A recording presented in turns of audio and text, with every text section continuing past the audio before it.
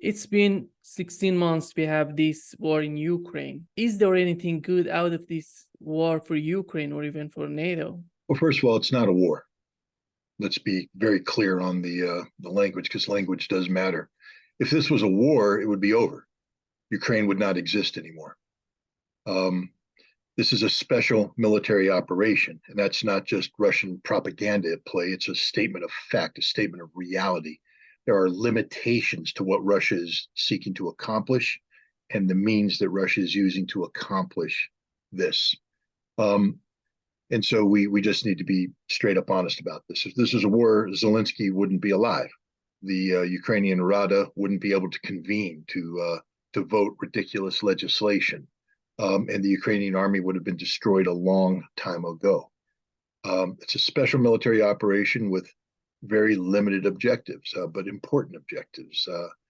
The elimination of all NATO presence in Ukraine. This means demilitarization of the Ukrainian armed forces. And the Russians offered to do it the easy way, voluntarily. Ukraine opted to resist, pushed by NATO, and now it's being done the hard way. But 400,000 dead Ukrainian soldiers means it's being done, and it will continue to be done. Denazification means the end of the Bandera scourge on the planet. Banderists exist everywhere. I just was down in Ellenville, New York. Drove by the Banderist camp that's there, where they have a monument to the heroes, Stepan Bandera, Roman Shushkevich, and the other disgusting people from Ukrainian nationalist history are here on American soil. They honor them. Just this year, they held a camp where they brought together children of American Ukrainians who wear the uniform of the Ukrainian scout movement, a brown uniform that looks very much like the Hitler Youth, and they hold up the portraits of Stepan Bandera, and they carry banners with Nazi symbology on it that exists today. When this conflict is over, that should no longer exist in Ukraine. The evil that was Stepan Bandera, that continued to manifest itself today through the ideology of the Zelensky regime, should be terminated. And Ukraine will never be allowed to join NATO, ever. It will not happen. Has anything good come out of this conflict? Not a damn thing. The Ukrainians are being slaughtered. That cannot be seen as good. It should never have happened. The United States and NATO have wasted hundreds of billions of dollars of their respective taxpayer money providing equipment to Ukraine in the vain hope that somehow that will allow Ukraine to defeat Russia. An insane concept to begin with. This equipment has been destroyed. It's not achieving what they wanted. The Ukrainian government still exists. This is not a good thing, ladies and gentlemen. These are not good people. They are not a democratic society. They are not representative of anything other than the hate-filled ideology of Stepan Bandera. That's not good. And NATO is in the process of pretending that it is relevant. It's had a summit where it wants to expand NATO military power, imposing a tax burden on the citizens of Europe who shouldn't have to waste their money on the false promise of militarism, which is what NATO is. It's not a defensive alliance. It's an offensive alliance. It's shown this repeatedly, and it is responsible for the aggression that's taking place today in Ukraine. Nothing good has come from this war except the following. The world no longer has an excuse to buy into Western propaganda about Russia. Russia is on the right side of history, and the world is starting to see that.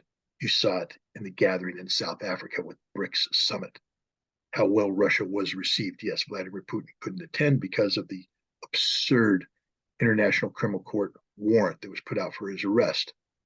Sergei Lavrov arrived as a hero, and Russia was treated as a major player on the world stage, treated very well, better than the United States is treated in similar situations. So you could say that that's good, but we can't talk about anything good coming from this conflict until this conflict is over.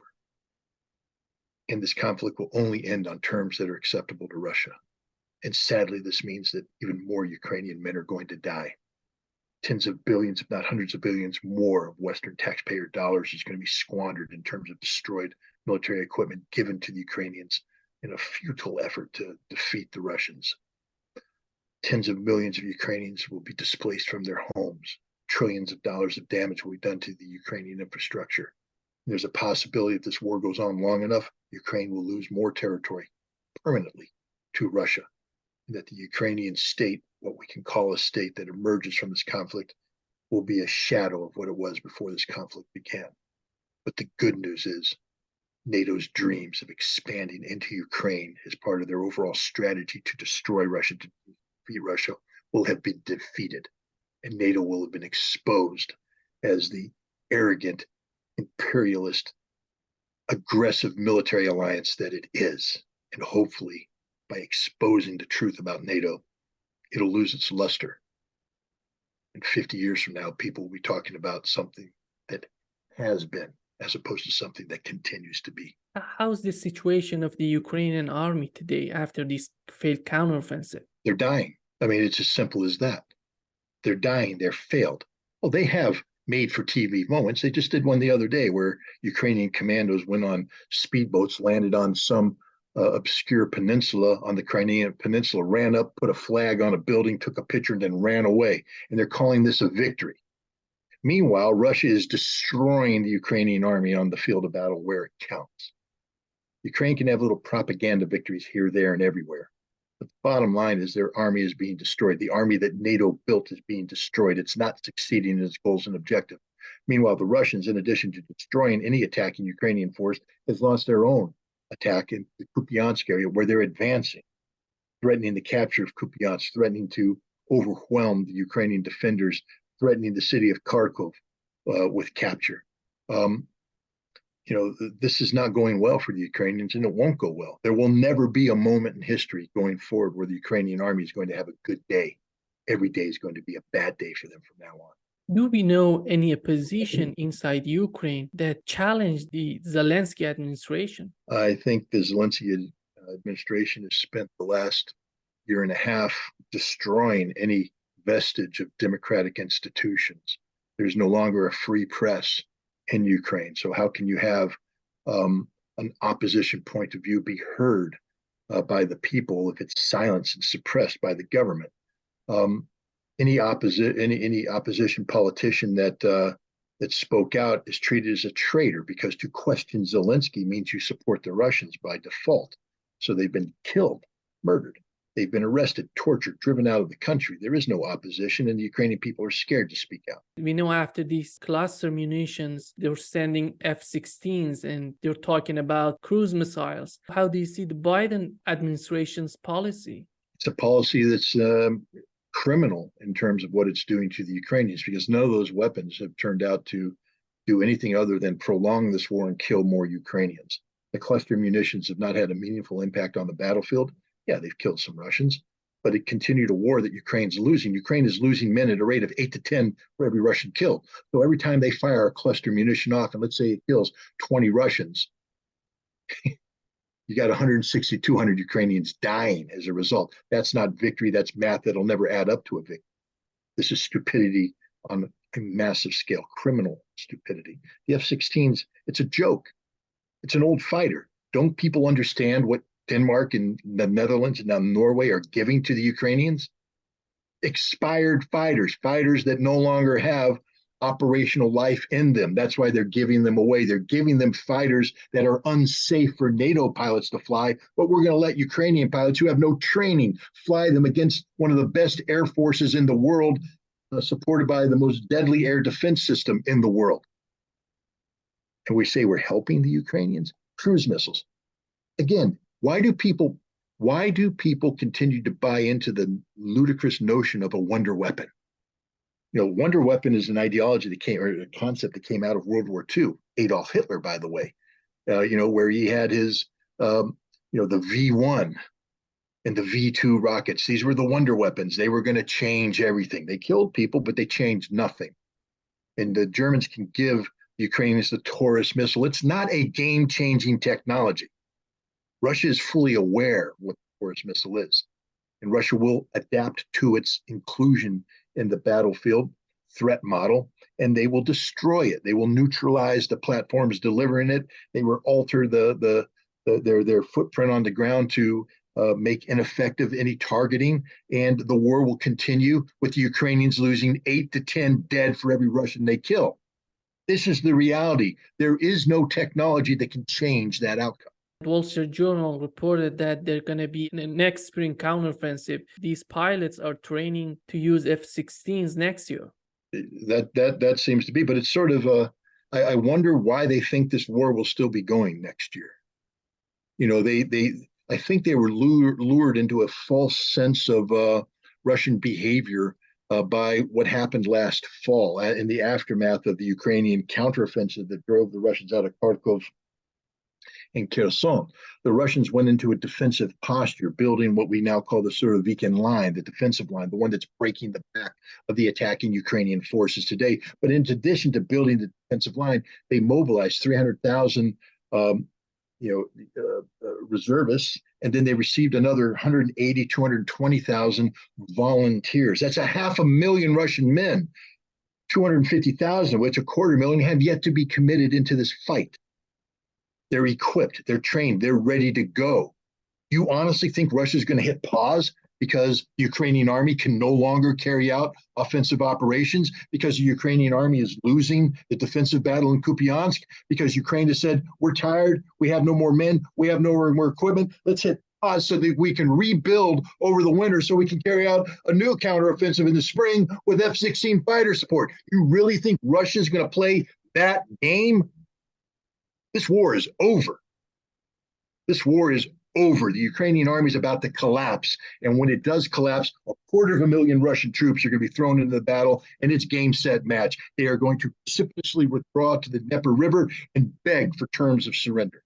Do you think that these generals like Petraeus are still thinking that Ukraine can prevail, or they're playing a political role? Any general retired who appears on mainstream media is there for one reason only. That's because they have a narrative that the mainstream media finds attractive to their viewership. Petraeus isn't saying what he thinks. First of all, I don't know what he thinks, but if he actually believes what he's saying, then he's an idiot.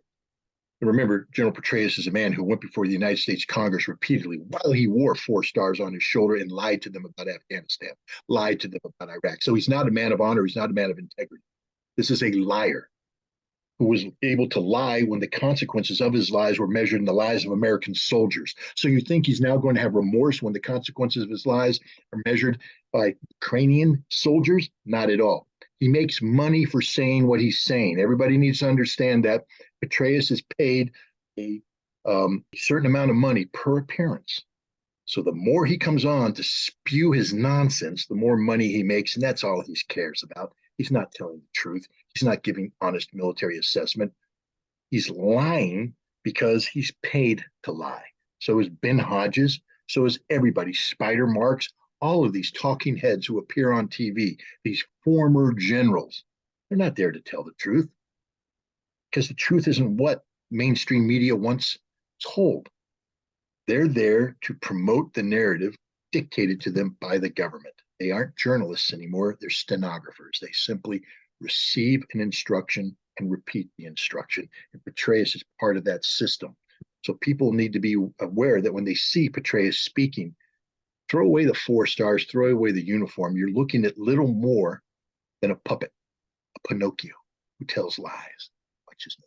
Do you think that Biden really knows what's going on in Ukraine, or he's not aware of the situation in Ukraine? I think President Biden's cognitive abilities have deteriorated rapidly over the course of the past months. I don't know what he knew, but I believe whatever he knew, he knows less today. You see him on TV literally falling apart. This is a crime against the elderly. And it's a shame that America has allowed it to happen. It's a shame that his wife allows it to happen. But what's really a shame is that the media allows it to happen without question. This should be called out. This man is unfit commander-in-chief. It doesn't matter what your politics are. I'm not saying he's unfit because of his, the stances he take. I would never vote for him, but apparently enough Americans did that made him president. He's unfit because today he's literally unfit to be president. This is a man whose finger can launch nuclear weapons, and he is literally brain dead. We are watching his brain get addled before us as he speaks. he should not be commander-in-chief, which means who's making the decisions? And now we get to the fact that the people making decisions are people such as Joe Biden, who makes a daily decision about his lifestyle. We didn't vote for her. Jake Sullivan, the national security advisor, nobody voted for him. He didn't go before the United States Senate. He's a Hillary Clinton wannabe. He worked for her.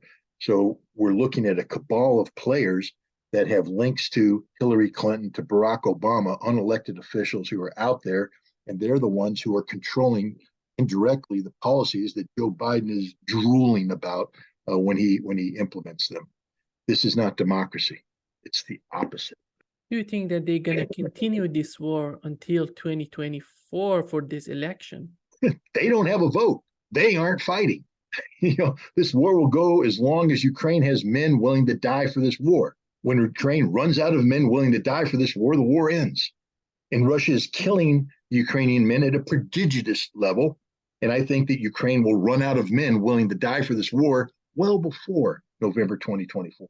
That rhymed. I'm a poet. I don't know. When we see these videos, these pictures of the western part of Ukraine, they're dancing. It doesn't seem that this is a country that is dealing with a major war in the eastern part.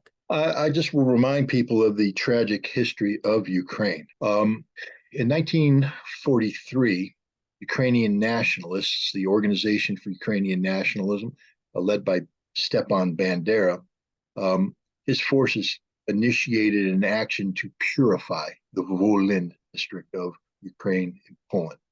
They killed 110,000 Poles, mainly civilians. They butchered them, literally went into villages and butchered women, children, old men.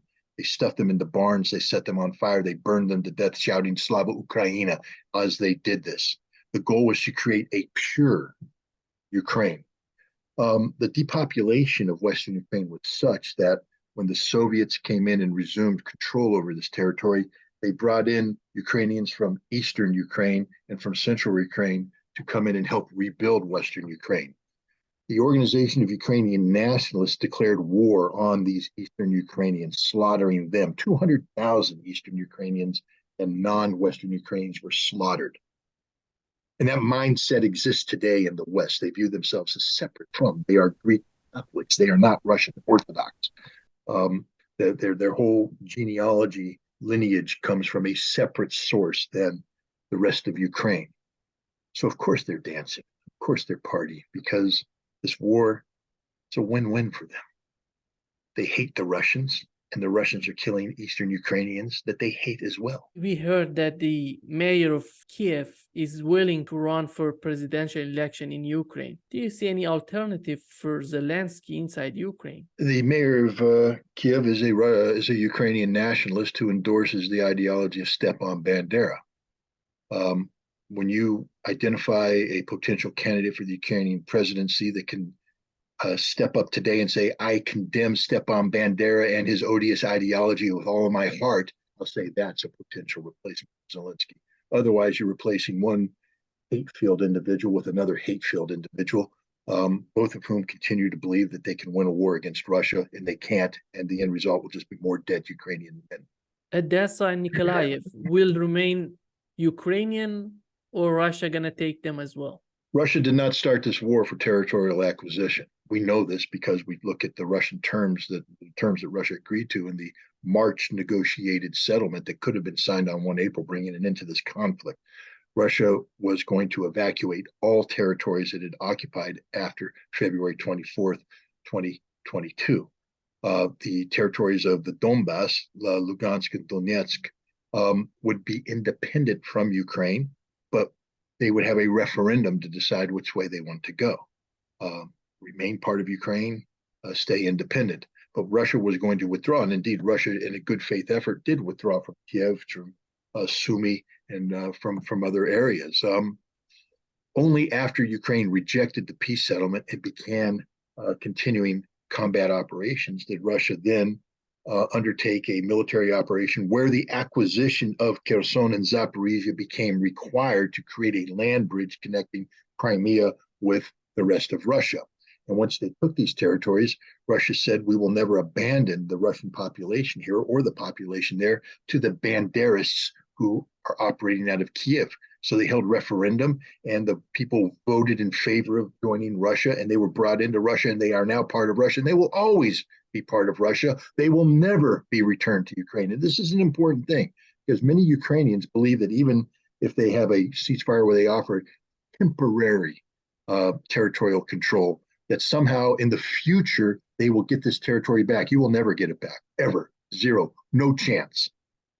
And I want that to sink in, because the next statement is very relevant. If you end the war today, Odessa will be Ukrainian. Kharkov will be Ukrainian. Dnipropetrovsk will be Ukrainian. Mykolaiv will be Ukrainian. If you continue this conflict, compelling Russia to take military action to expel you out of the territory that exists east of the Dnieper River, then compel Russia to take Odessa and make a land bridge with the Transnistria region, you will never get that territory back either. It will become a permanent part of Russia. And once we begin the dismemberment of Ukraine at that level, what stops the Hungarians from coming in and taking their Transcarpathian territories where there's a Hungarian majority? What happens to prevent Poland from coming in and reclaiming the Volyn district that we talked about earlier, that were cleansed by the Ukrainians of the Polish population? Nothing. And then what's left? A postage stamp sized country with no industry, no access to the Black Sea, nothing but a bunch of farm fields that will ensure that they are forever a poverty-stricken people. If Russia takes Odessa and Nikolaev, it's going to be a landlocked. How do you see their entry to the European Union? Ukraine will never be a member of the European Union, just like they'll never be a member of NATO. European Union doesn't want them. They don't qualify. The European Union is dealing with severe economic problems right now as it is. Why would they bring in a country that's like a black economic hole? You bring in Ukraine, you guarantee money will be sucked into that black hole. The most corrupt nation in the world, Ukraine. They will never be a member of the European Union. They don't qualify. Nobody wants them. This is what the Ukrainians have to understand. Europe doesn't like you. They really don't like you at all. How could you say someone likes you when they empower this war to go on that's slaughtering your manpower, that's impoverishing your nation, displacing your people? What friend would do that to you? What friend would encourage you to continue suicidal attacks against a Russian defensive position that will never be breached, that NATO itself could never breach? The people advising the Ukrainians couldn't do what they're asking the Ukrainians to do. That's not friendship. The Ukrainian soldiers should slit their wrists, not to kill themselves, but to look at the blood flowing there. Then ask a Russian soldier to slit his wrist too, not to kill him, but to look at the blood and understand the blood flows in the Ukrainian soldier is the same blood that's flowing in the Russian soldier. They're the same people. It's NATO and the West that have turned brother against brother, cousin against cousin. That's what the Ukrainians need to reflect. Pentagon watchdog reported that some of the weapons sent to Ukraine last year were stolen. There's some reports talking about these weapons are appearing in Africa. Look, let's be frank. That's not a good thing. It was inevitable. We knew it was going to happen.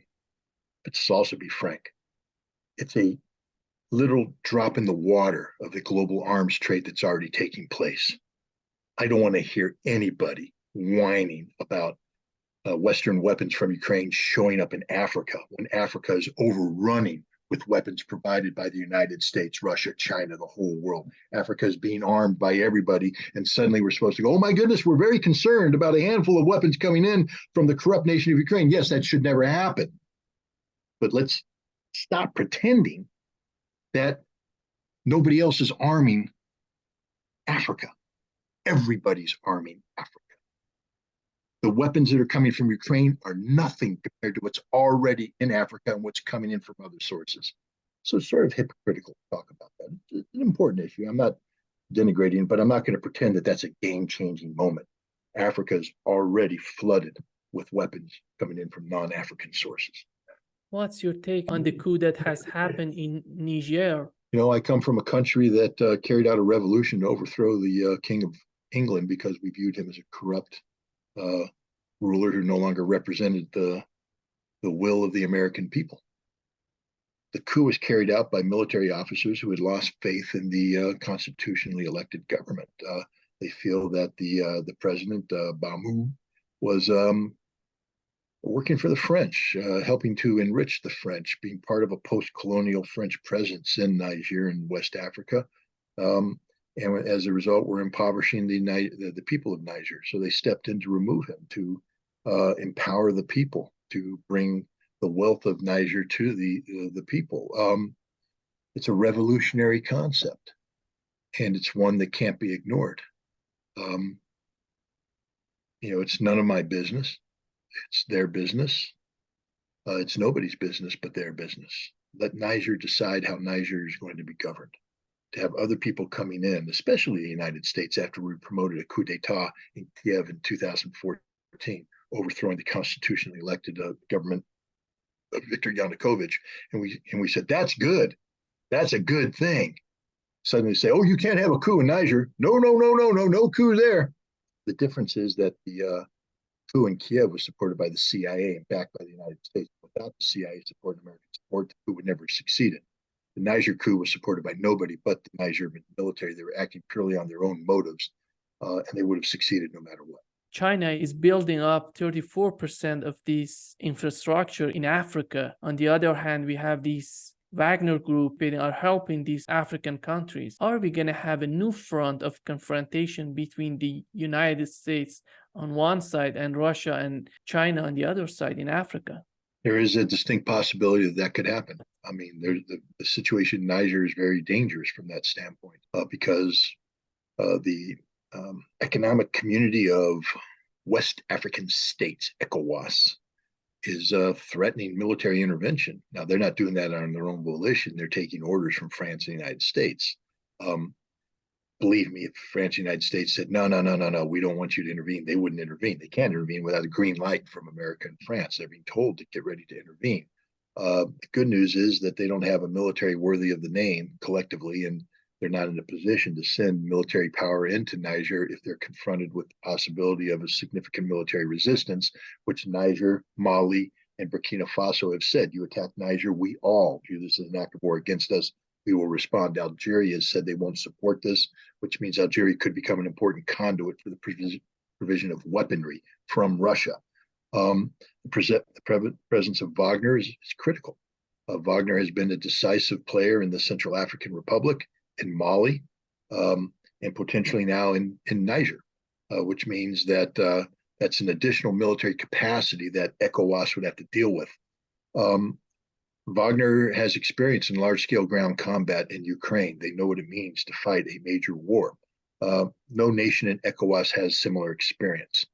So that means that if ECOWAS intervenes in the Niger and is defeated, which they will be, a couple things are going to happen. One, the border region between Niger and Nigeria, Nigeria being the most important nation in ECOWAS coalition, the one that would provide the bulk of the military resources, the border region there up into the Lake Chad basin, down into the border with Cameroon is totally infiltrated with Boko Haram, a Islamic State affiliated Islamic terrorist organization.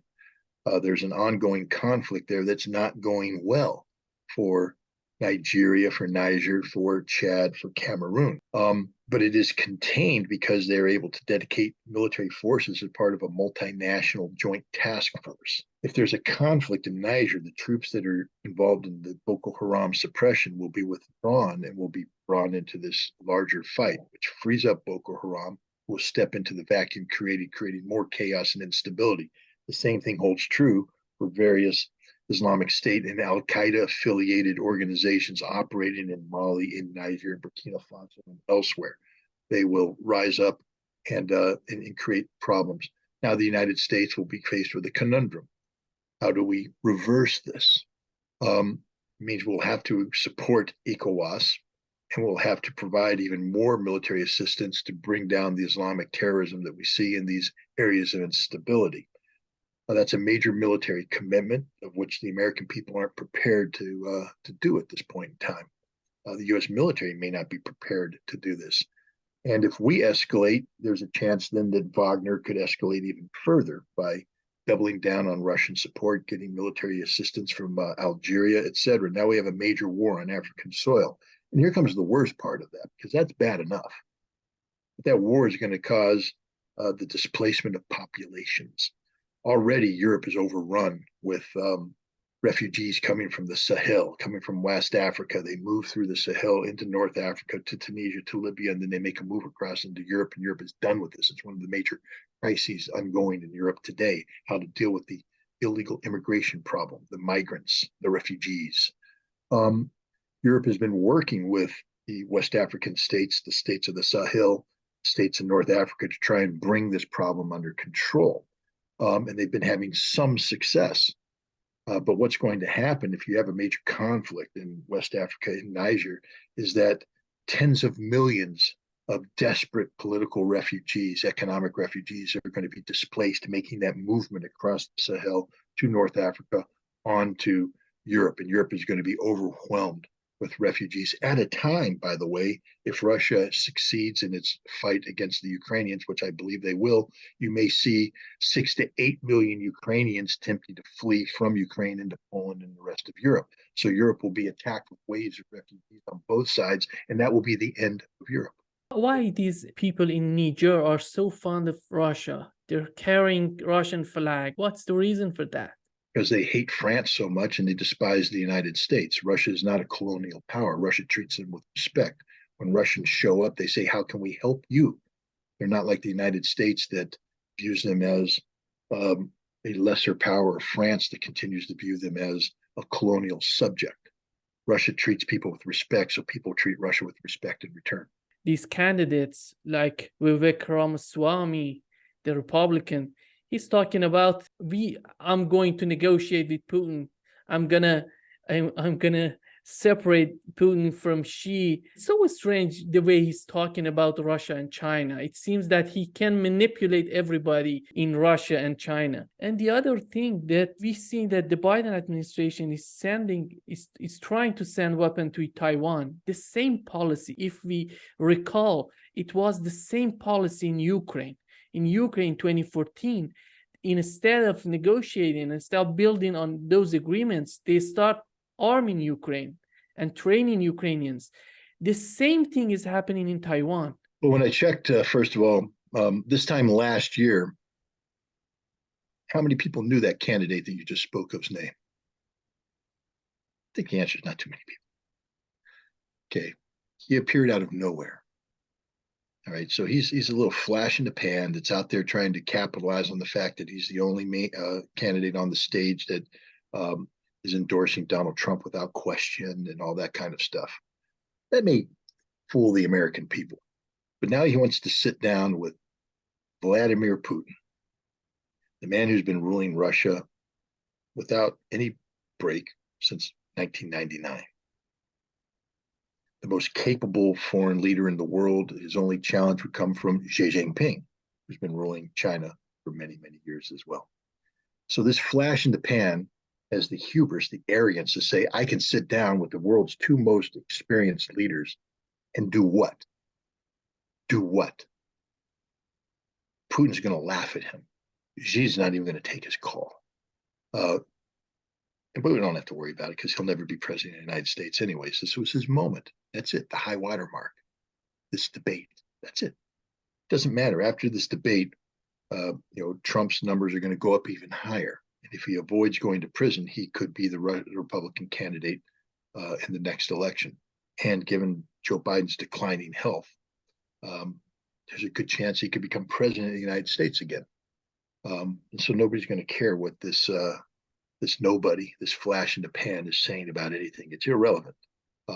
I can guarantee you that Vladimir Putin's not losing any sleep over this. Neither is Xi Jinping. They aren't waking up in the middle of the night in a cold sweat. Oh my God, we're going to be interrogated by this new American political figure who appeared out of nowhere. They don't care. Neither does the rest of the world. So it's irrelevant. Taiwan, last time I checked, the military aid package that was going in was measured in hundreds of millions of dollars. And if we've learned anything from Ukraine, that ain't that much. So yeah, we're sending weapons to Taiwan.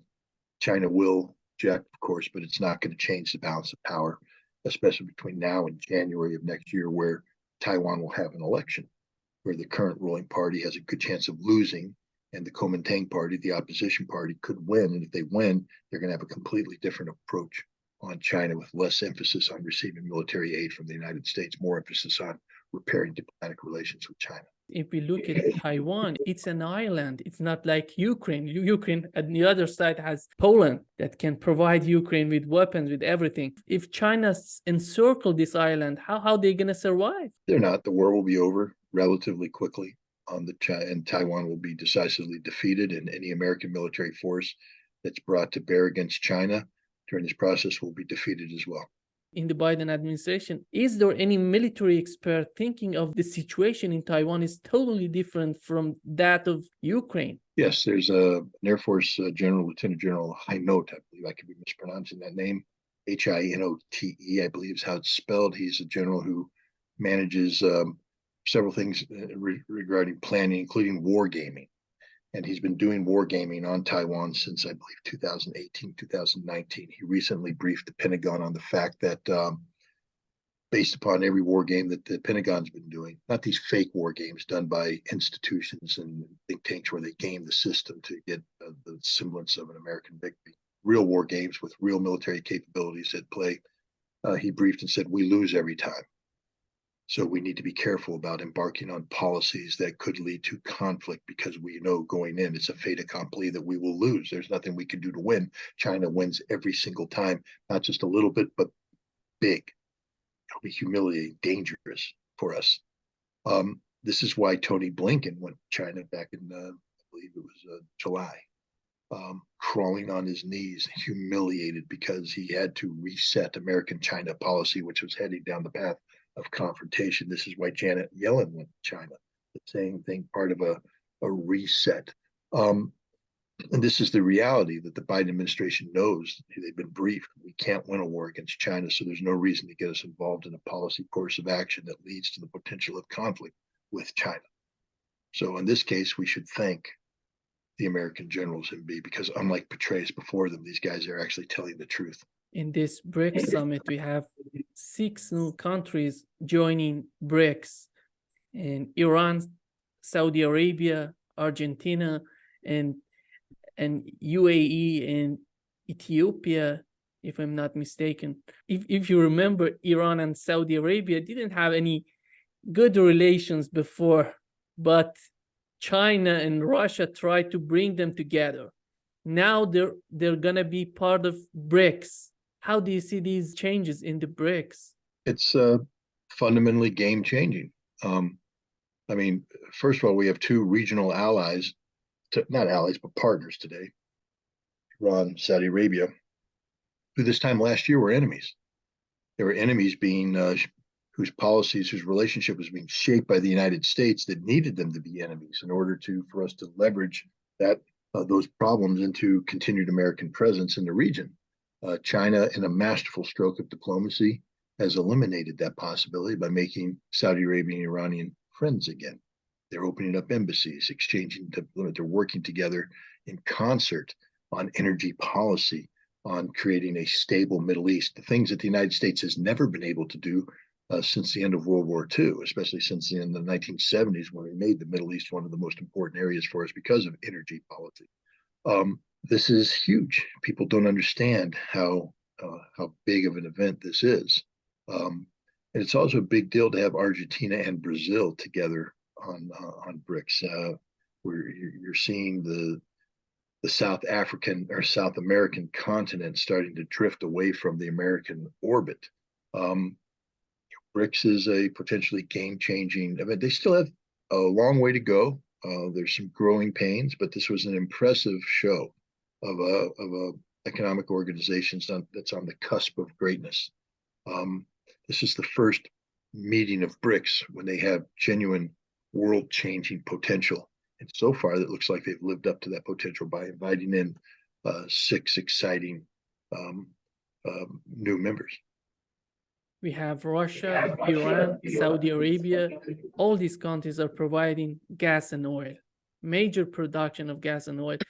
And on the other hand, we have China and India, consumers of these products. Who's losing, I think, is Germany, because lost this pipeline that goes from Russia to Germany, Nord Stream pipeline. How do you see the future of this pipeline between Russia and Germany? There is no future of that pipeline. It's over. Germany made its bed, now it has to sleep in it. We're looking at the destruction, the deindustrialization of the German economy. Germany went from an economic powerhouse in Europe to the sick man of Europe almost overnight. And it's not going to recover. It has the world's worst politicians. This Green Party has been a suicide pill for the German economy. Their Chancellor Scholz, their Foreign Minister Baerbock are embarrassments. Every time they open their mouth, they just show how unqualified they are for the position. Yet these are the people who are supposed to lead Germany out of the greatest crisis it's had since the end of the Second World War. Not a chance. It's over for Germany. Game, set, match.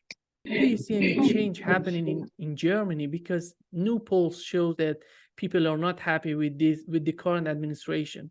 Well, I mean, history shows that dire economic times is a petri dish for political change, sometimes radical political change. And we see in Germany the growth of the far right movement. We see a political movement that had single-digit support just a few years ago to a movement that now has 26% support and growing. And there's efforts amongst the current German government to restrict their ability to participate in German politics. That could lead to a backlash that further empowers them. So Germany is headed down the path where it could be ruled by a far-right government, something that people would have thought unimaginable given Germany's history. The other thing that we have in Pakistan, this case of Imran Khan, there was a coup against him, and because he wanted good relations with Russia, China, United States, with everybody, but it's something like zero-sum game for the United States. You are with us or against us. How do you see his situation in Pakistan? Well, what's interesting is that when Imran Khan made the decision that he was going to go to Russia and try and get Russian gas and Russian oil provided to Pakistan at lower rates, it was done out of economic necessity. Pakistan's economy was in a free fall. They had no on-hand cash that's needed for these transactions. The IMF was unwilling to float a loan. Imran Khan warned people. He said this vote of no confidence that was being called for in the parliament in April of 2022. He said, this is a coup. This is illegal. It's being foisted on us by America. And he talked about a conversation that was had between the American ambassador and certain members of the Iraqi parliament. And immediately the United States said, no, that never happened. No, never happened. The mainstream media, it's making up its Russian talking points. This is, Putin propaganda. Well, they just released it. It actually happened exactly how Imran Khan said it was. It was an American-led effort to orchestrate a vote of no confidence, pull Imran Khan from power, and then hit him with trumped-up corruption charges that have now resulted in him being imprisoned and told he can't participate in elections. Everybody should understand that from the time he was removed from office until just recently, Imran Khan was calling for snap elections to vote in a new parliament. The government rejected this because they knew if there were snap elections, Imran Khan would win handily. He's easily the most popular politician in Pakistan today. Shortly after they arrested him and removed him from any potential of contending in a future election, the current government of Prime Minister Sharif dissolved Parliament, triggering a mechanism that requires Parliament to have new elections within 90 days. These are elections that Imran Khan and by default, his party won't be able to participate in. This is deliberate manipulation of the Pakistani democratic system. It's a disgusting abuse of power, and we still have yet to see whether or not they'll succeed in this. There's still a chance that Imran Khan might be able to win his freedom and then win an election. But no matter what happens, this is proof that Pakistan stopped being a viable democracy a long time ago.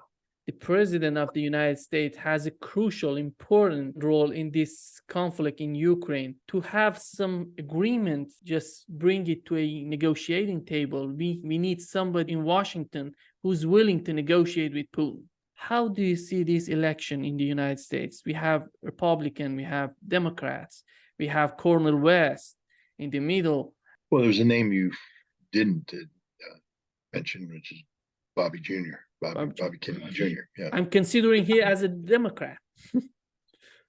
right. But he can beat Biden and then become the Democratic candidate, win the election, and he has said he'd be willing to negotiate with Putin, to talk with Putin. He feels that the way we treat Russia today is irresponsible, criminally so in many ways. But the fact of the matter is, American politics is driven by the desires of the American people. Politicians feed off of what the people claim they want. And right now, the American people are woefully ignorant about the reality of Russia. Russophobia has seized control of the American minds, and there are no available vaccines or antidotes to this disease. And so it will continue to infect the electoral process by guaranteeing that people running for office, in order to appease sufficient number of people so that they vote for them, will articulate policies that paint Putin in a bad light, that paint Russia in a bad light, and therefore avoid the potential or the opportunity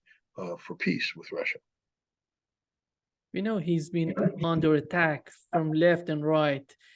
First, they called him anti-Semitic. Now they're calling him pro-Israel. It seems they don't want him to be part of this election. Do you see his role inside the Democratic Party, outside of this party? Because outside of one of these two parties, it's almost impossible to get elected. Well, I mean, generally speaking, what you say is true. If you're not a member of the major political parties on the national stage, it's very difficult to become elected.